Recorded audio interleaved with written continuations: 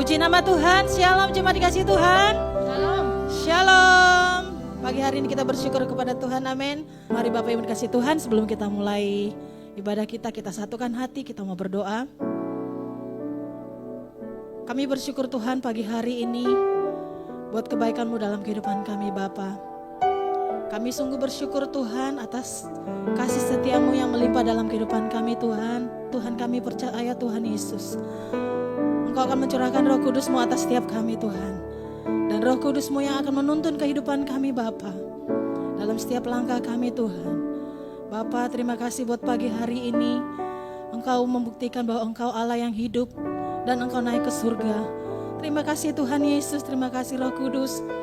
Biarlah setiap pujian kami Tuhan naikkan pagi-Mu pada pagi hari ini Tuhan Yesus. Dimuliakan nama-Mu Tuhan, ditinggikanlah Engkau atas setiap puji-pujian kami Tuhan Yesus. Setiap kami umat-Mu Tuhan datang dengan sendak, dengan kerendahan hati kami Tuhan. Kami menaikkan syukur kami. Terima kasih Bapa. Terpuji nama-Mu Tuhan pagi hari ini. Di dalam nama Yesus kami berdoa dan mengucap syukur. Haleluya. Amin. Berikan tepuk tangan buat Tuhan Yesus. Haleluya. Tuhan akan mencurahkan roh-Nya atas kehidupan kita. Amin. Haleluya. Mari kita sama-sama tepuk tangan jemaat yang di Tuhan, yang di rumah-rumah, bahkan dimanapun kita memuji Tuhan Yesus.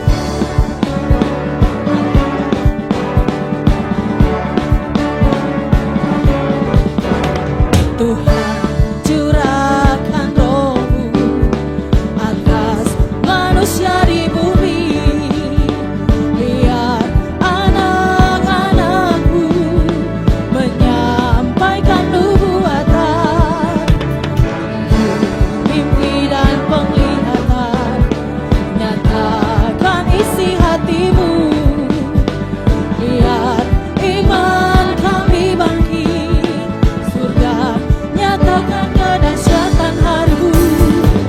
Kan ada kebangkitan yang besar, kan ada pemulihan di negeri kami, kan ada kebangkitan yang besar, yang berseru kepada Yesus diselamatkan.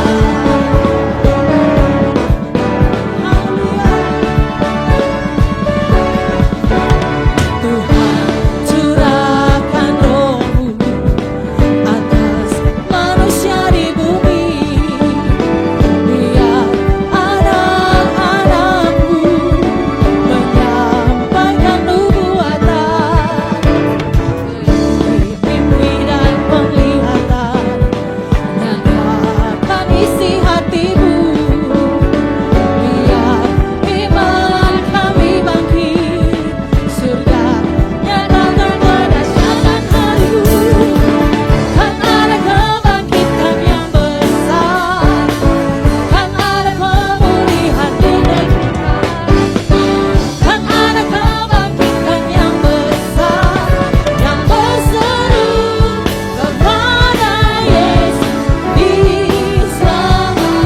Kan ada kebangkitan yang besar, kan ada pemulihan di negeri kami, kan ada kebangkitan yang besar, yang berseru kepada Yesus diselamatkan. Tepuk tangan di atas kepala yuk.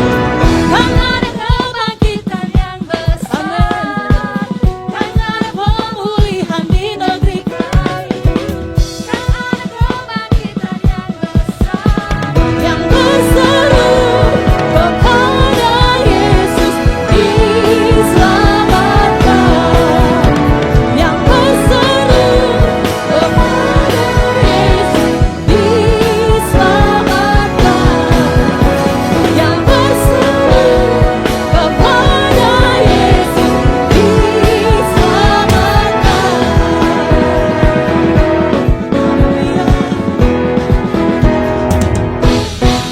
Haleluya. Berikan tepuk tangan buat Tuhan Yesus, karena Tuhan Yesus mencurahkan roh-Nya atas kita. Amin. Haleluya. Terima kasih Tuhan Yesus. Terima kasih buat kebaikan-Mu Tuhan. Terima Terima kasih buat roh-Mu yang manis. Terima kasih Tuhan. Haleluya Yesus. Ya Roh Kudus, ku haus padamu.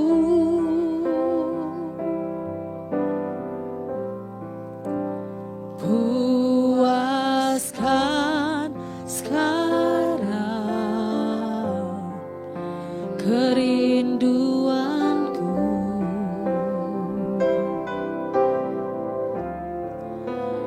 Ya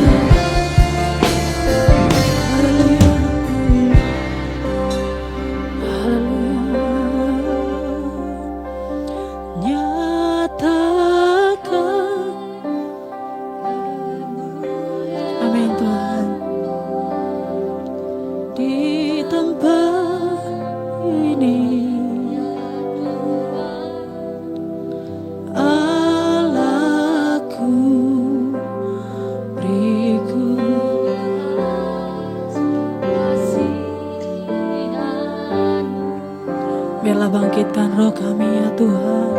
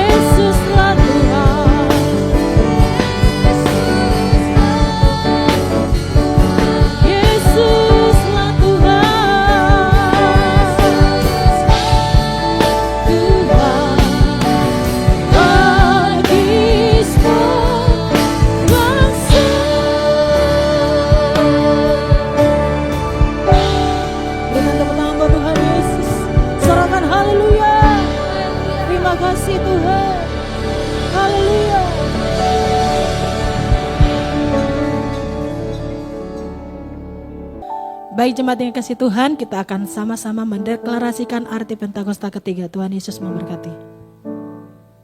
Pentakosta ketiga. 1.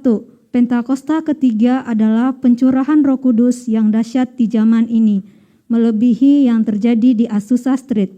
2. Pentakosta ketiga akan mengakibatkan penuaian jiwa yang terbesar dan yang terakhir sebelum Tuhan Yesus datang kembali. 3. Pentakosta ketiga akan membangkitkan generasi Yeremia, yaitu anak-anak muda yang dipenuhi Roh Kudus, cinta mati-matian kepada Tuhan Yesus, tidak kompromi terhadap dosa, dan akan bergerak untuk memenangkan jiwa. 4. Pentakosta ketiga lahir di Indonesia dan bergerak ke bangsa-bangsa. Gerakan ini dari timur ke barat dan akan kembali ke Yerusalem. 5. Pentakosta ketiga akan memberikan kuasa untuk menyelesaikan amanat agung, dan setelah itu Tuhan Yesus datang kembali.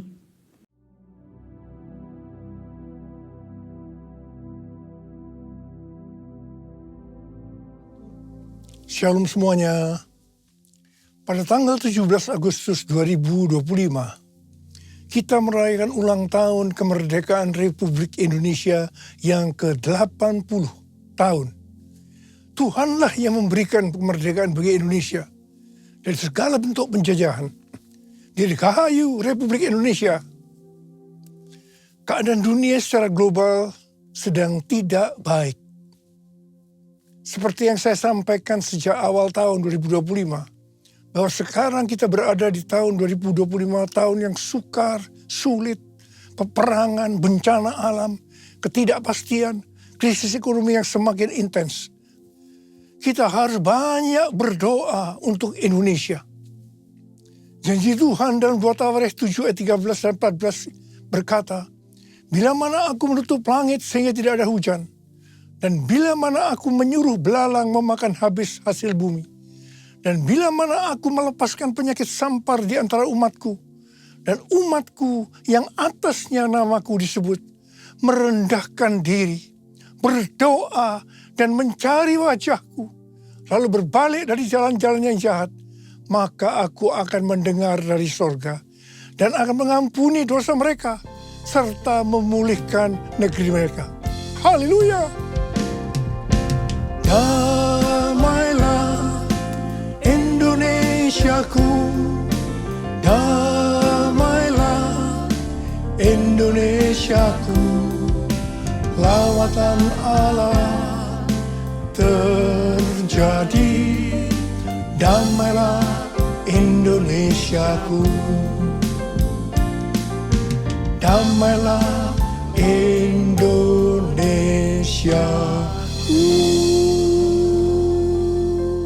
Pada bulan Agustus ini yang merupakan bulan yang bersejarah bagi bangsa Indonesia, Tuhan juga mengingatkan kepada kita yang percaya bahwa kita sudah dimerdekakan dari penjajahan hukum dosa dan hukum maut. 2 Korintus 3 ayat 17 berkata, sebab Tuhan adalah roh, dan di mana ada roh Tuhan, di situ ada kemerdekaan. Haleluya. 1 Korintus 3 ayat 16 berkata, tidak tahukah kamu bahwa kamu sekalian adalah bait Allah, dan bahwa roh Allah tinggal di dalam kamu?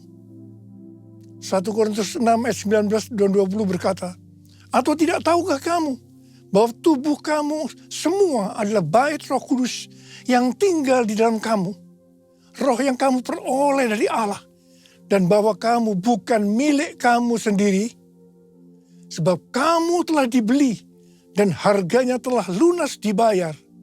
Karena itu muliakanlah Allah dengan tubuhmu. Kita adalah bait Allah atau bait Roh Kudus.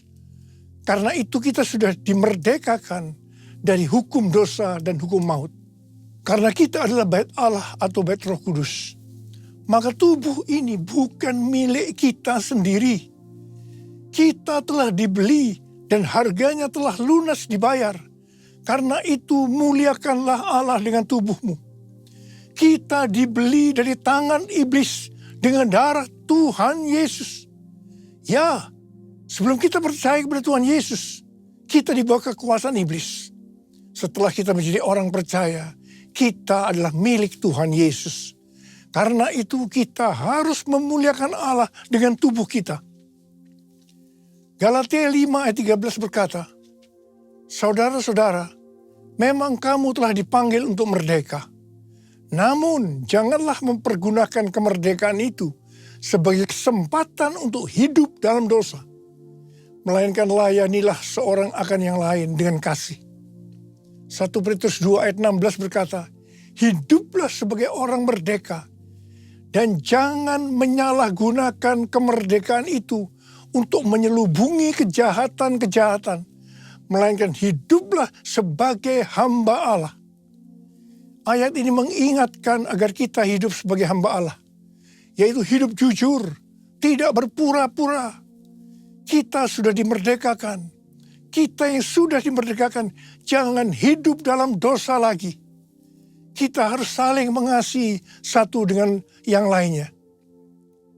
Roma 6 ayat 22 berkata, namun sekarang setelah kamu dimerdekakan dari dosa dan setelah kamu menjadi hamba Allah, kamu beroleh buah yang membawa kamu kepada pengudusan dan sebagai kesudahannya ialah hidup yang kekal.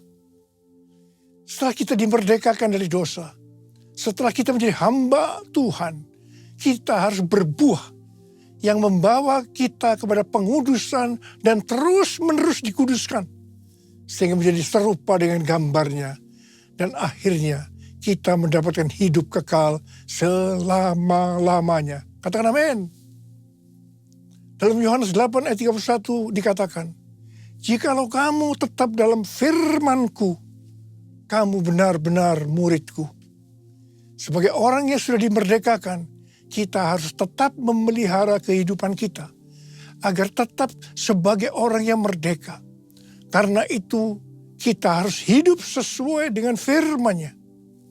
Kerjakanlah keselamatanmu dengan takut dan gentar, yaitu dengan cara hidup sesuai dengan firman Tuhan.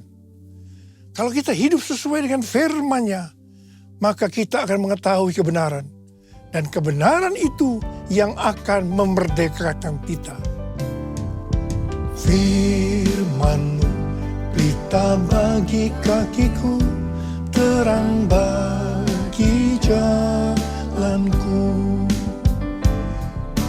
Firman-Mu pelita bagi bagi kakiku, terang bagi jalanku. Waktu ku bimbang dan hilang jalanku, tetaplah kau di sisiku. Dan takkan ku takut asal kau di dekatku, besertaku selamanya.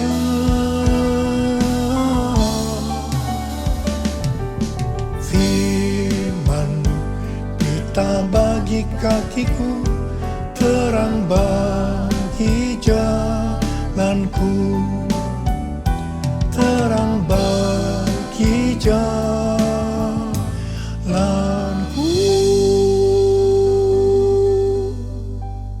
Kita sebagai bait Allah atau bait Roh Kudus harus hidup dipimpin oleh Roh Kudus, bukan hidup menurut daging.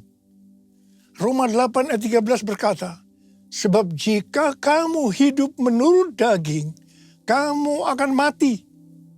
Namun jika oleh Roh kamu mematikan perbuatan-perbuatan tubuhmu, kamu akan hidup. Galatia 5 ayat 19 sampai dengan 21 berkata, perbuatan daging telah nyata, yaitu percabulan, kecemaran, hawa nafsu, penyembahan berhala, sihir, perseteruan, perselisihan, iri hati, kemarahan, kepentingan diri sendiri, percekcokan, perpecahan, kedengkian, bermabuk-mabukan, pesta pora, dan sebagainya.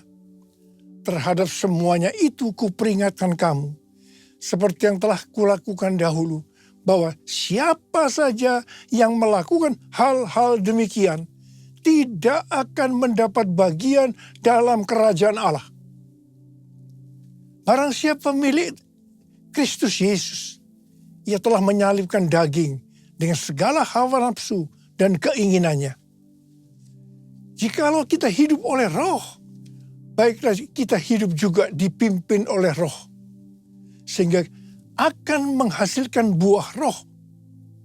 Seperti yang terdapat dalam Galatia 5 ayat 22 dan 23, buah Roh ialah kasih, sukacita, damai sejahtera, kesabaran, kemurahan, kebaikan, kesetiaan, kelemah lembutan, penguasaan diri. Tidak ada hukum yang menentang hal-hal ini. Ini adalah karakter Tuhan Yesus. Kita harus menjadi serupa dengan gambarnya. Artinya harus menjadi muridnya. Saudara, goal kita sebagai orang percaya adalah menjadi serupa dengan gambarnya. Artinya kita menjadi muridnya. Tugas utama kita sebagai murid Tuhan Yesus adalah menjadikan semua bangsa menjadi murid. Artinya tugas utama kita tanpa melihat profesi kita adalah menyelesaikan amanat agung. Pilih aku Tuhan, utuslah aku, sampai generasiku diselamatkan. Pilih aku Tuhan, utuslah aku, sampai generasiku diselamatkan. Sampai generasiku diselamatkan. Sampai generasiku diselamatkan. Bulan yang lalu kita berbicara tentang target penyelesaian amanat agung tahun 2033. Tuhan akan menuntun kita melalui kuasa Roh Kudus. Kita akan dituntun Tuhan melalui tiang awan dan tiang api. Pada tahun-tahun yang terakhir, kita dituntun yang pertama, everyone di Amsterdam tahun 2023. Kemudian yang kedua, everyone Asia di SICC tahun 2024. Yang ketiga, Simposium Pentakosta ketiga di Church of God, Cleveland, Tennessee tahun 2024. Kemudian yang keempat, Planet Shakers Abundant Store bersama Russell Evans di SICC pada Juli 2025 yang dihadiri oleh lebih dari 95% anak-anak muda. Pada hari Jumat tanggal 4 Juli 2025, ketika saya membuka acara Planet Shakers Abundance Store, saya mendengar teriakan cucu-cucu, "Opa, opa, opa." Itu sangat berkesan sekali bagi saya. Saya merasakan Tuhan sedang berbicara kepada saya. Kamu harus membawa cucu-cucu ini untuk masuk tahun 2033 menyelesaikan amanat agung. Pada tanggal 8 Juli hari Selasa, salah satu gembala kita mendapat penglihatan yang disampaikan kepada saya bahwa dia melihat ribuan anak muda dengan pakaian prajurit yang lengkap siap berperang, menunduk ke bawah menunggu perintah dari saya. Prajurit-prajurit muda tersebut menunggu perintah, siap berperang. Dia melihat juga begitu lama mereka menunggu perintah karena mereka sudah siap berperang. Ketika saya diberitahu tentang penglihatan ini, saya doakan. Tiba-tiba saya diingatkan nubuatan Pastor Russell Evans di acara Planet Shakers yang lalu. Dia berkata begini, "Saya di sini untuk mendeklarasikan, untuk memperkatakan bahwa Pentakosta ketiga ada di sini, ada di sini. Gerakan Tuhan yang terbesar akan dinyatakan melalui kehidupanmu, kehidupanmu, kehidupanmu." Saudara, Pastor Russell Evans datang dengan doa, pujian, dan penyembahan bersama-sama dalam unity siang dan malam. Ini adalah restorasi Pondok Daud. Pentakosta ketiga sedang dicurahkan. Dan gerakan Tuhan yang terbesar akan dinyatakan melalui kehidupanmu. Kehidupanmu, cara hidupmu. Ini adalah jawabannya. Jadikan aku bait sucimu yang kudus dan yang tiada bercela. Jadikan aku mesbah doamu bagi keselamatan bangsaku, bagi keselamatan bangsaku, bagi keselamatan bangsaku. Sebenarnya nubuatan Pastor Russell Evans itu sesuai dengan yang terdapat dalam Kisah Para Rasul. Jadi untuk menyelesaikan amanat agung tidak bisa dengan kekuatan sendiri, tetapi harus dengan kuasa Roh Kudus. Pesan terakhir dari Tuhan Yesus sebelum naik ke sorga dalam Kisah Para Rasul 1 ayat 8. Tetapi kamu akan menerima kuasa kalau Roh Kudus turun ke atas kamu. Dan kamu akan menjadi saksiku di Yerusalem dan di seluruh Yudea dan Samaria dan sampai ke ujung bumi. Setelah itu Tuhan Yesus naik ke sorga. Apa yang dilakukan oleh murid-muridnya? Mereka pergi ke Yerusalem dan tinggal di kamar loteng. Apa yang mereka lakukan? Mereka semua bertekun dengan sehati dalam doa bersama-sama. Artinya mereka berdoa, memuji, menyembah Tuhan dalam unity siang dan malam. Ini adalah prinsip restorasi Pondok Daud. Ini adalah prinsip menara doa. Jadi dalam menantikan pencurahan Roh Kudus yang disebutkan Pentakosta pertama, para murid melakukan ini. Setelah 10 hari, yaitu pada hari raya Pentakosta, terdengarlah seperti tiupan angin keras. Kemudian tampaklah lidah-lidah seperti nyala api, hinggap kepada mereka masing-masing. Mereka dipenuhi Roh Kudus, dan mereka mulai berkata-kata dalam bahasa roh. Setelah murid-murid dipenuhi Roh Kudus dengan tanda awal berbahasa roh, apa yang terjadi? Yang pertama, Petrus berkhotbah sekitar 5 menit. kira-kira 3.000 orang bertobat dan dibaptis. Wow! Petrus berkhotbah dengan kuasa Roh Kudus. Pada zaman itu populasi penduduk dunia sekitar 255 juta orang. Sekarang penduduk dunia sekitar 8 miliar. Jadi 3.000 orang yang bertobat dan dibaptis pada waktu itu setara dengan sekitar 94.000 orang pada saat ini. Saya percaya hal ini juga bisa terjadi pada saat ini. Yang percaya katakan amin.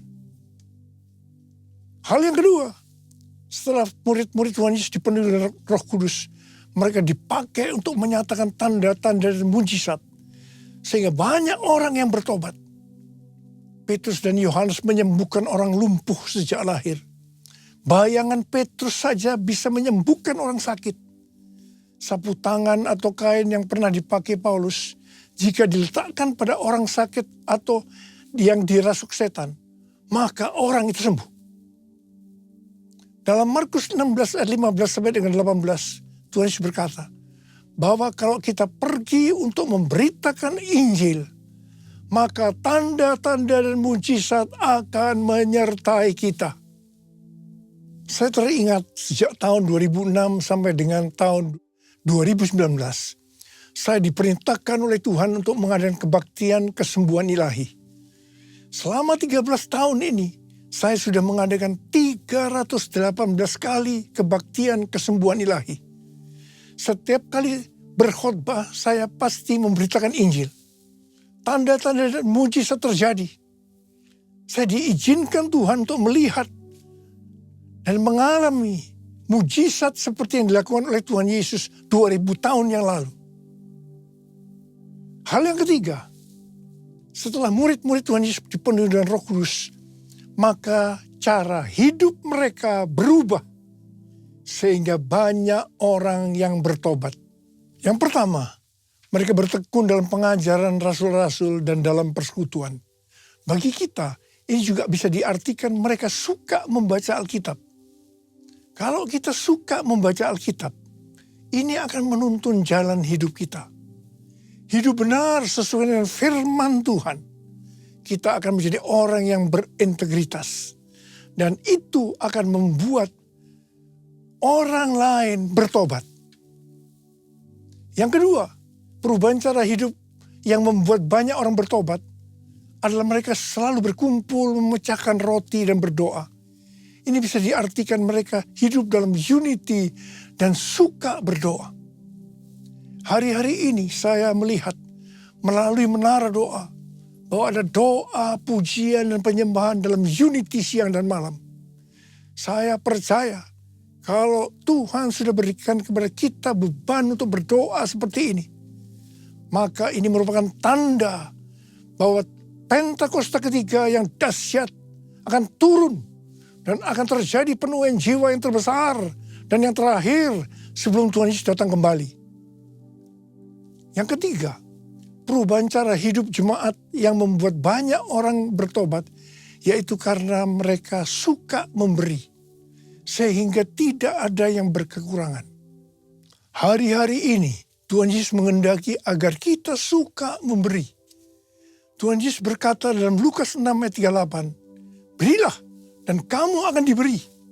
Suatu takaran yang baik, yang dipadatkan, yang diguncang, dan yang tumpah keluar akan dicurahkan ke dalam pangkuanmu.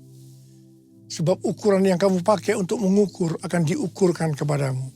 Haleluya.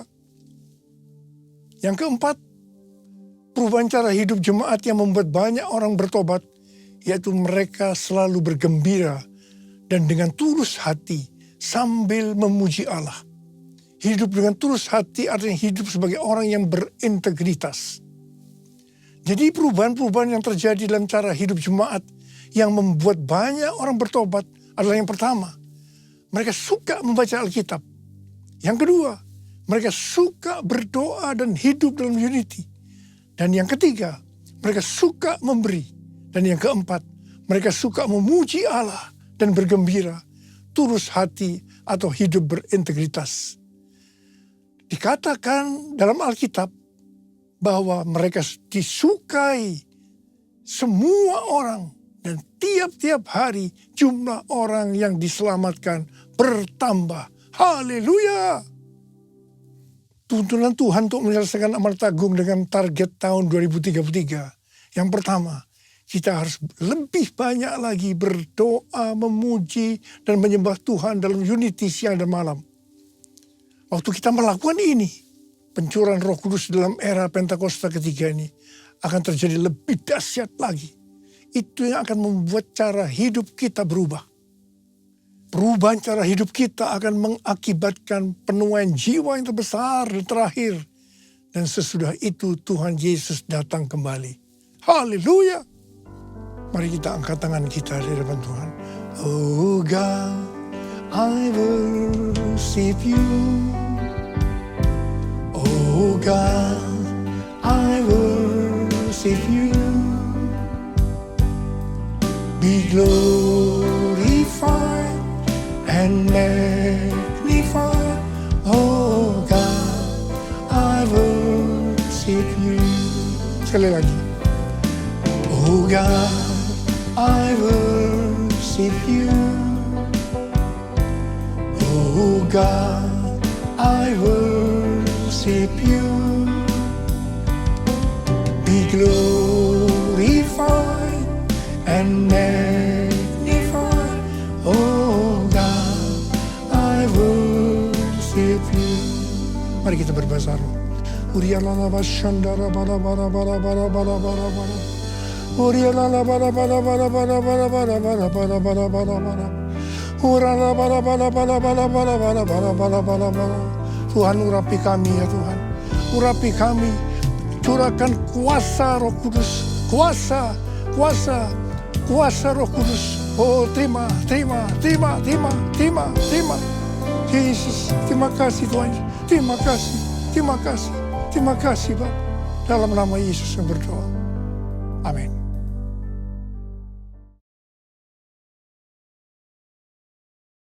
Kita akan masuk dalam perjamuan kudus. Kita akan mengingat ayat ini. Sebab setiap kali kamu makan roti ini dan minum cawan ini, kamu memberitakan kematian Tuhan sampai Ia datang. Perjamuan kudus adalah perjamuan Tuhan Yesus sendiri. Setiap kali kita masuk dalam perjamuan kudus, Tuhan Yesus selalu berkata, biarlah ini menjadi peringatan akan aku. Biarlah ini menjadi peringatan akan aku. Karena itu mari, tundukkan kepala. Arahkan hati kita kepada kebaikan Tuhan. Bapa, Engkau baik. Siapakah kami ini Tuhan sebelum kami mengenal Engkau?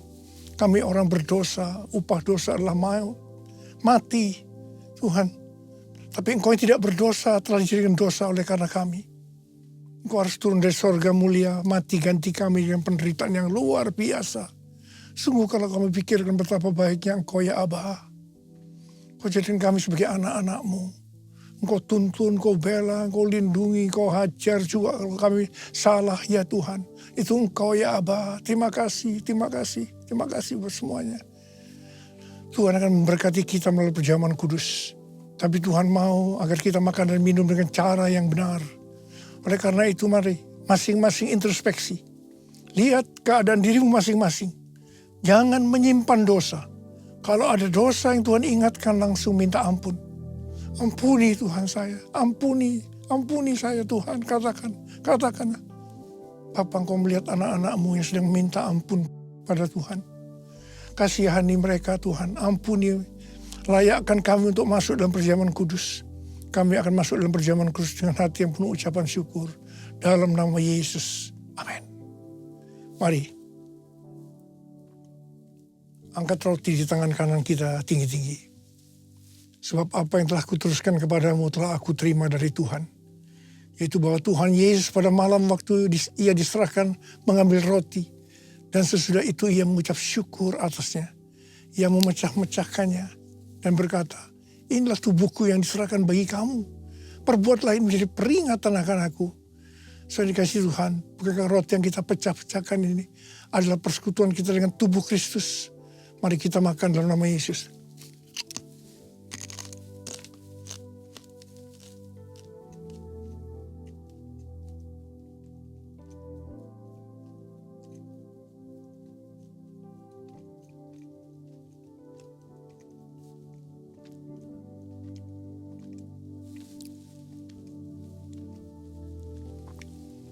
angkat cawan di tangan kanan kita tinggi-tinggi.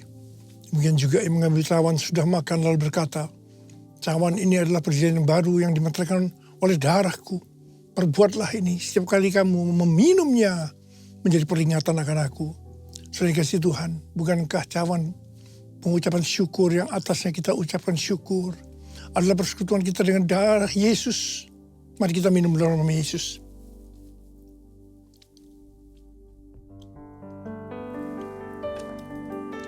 Ucapkan syukur dan terima kasih dengan suara. Tuhan, terima kasih Tuhan. Terima kasih ya Tuhan, terima kasih. Terima kasih ya Tuhan. Terima kasih Yesusku. Terima kasih Yesusku. Puji syukur hanya bagi Tuhanku. Terima kasih Yesusku. Terima kasih Yesusku. Puji syukur hanya bagi Tuhanku. Terima kasih Yesusku. Terima kasih Yesusku. Puji syukur hanya bagi Tuhanku. Terima kasih Yesusku. Terima kasih Yesusku. Puji syukur hanya bagi Tuhanku. Puji syukur hanya bagi Tuhanku. Puji syukur hanya bagi Tuhanku.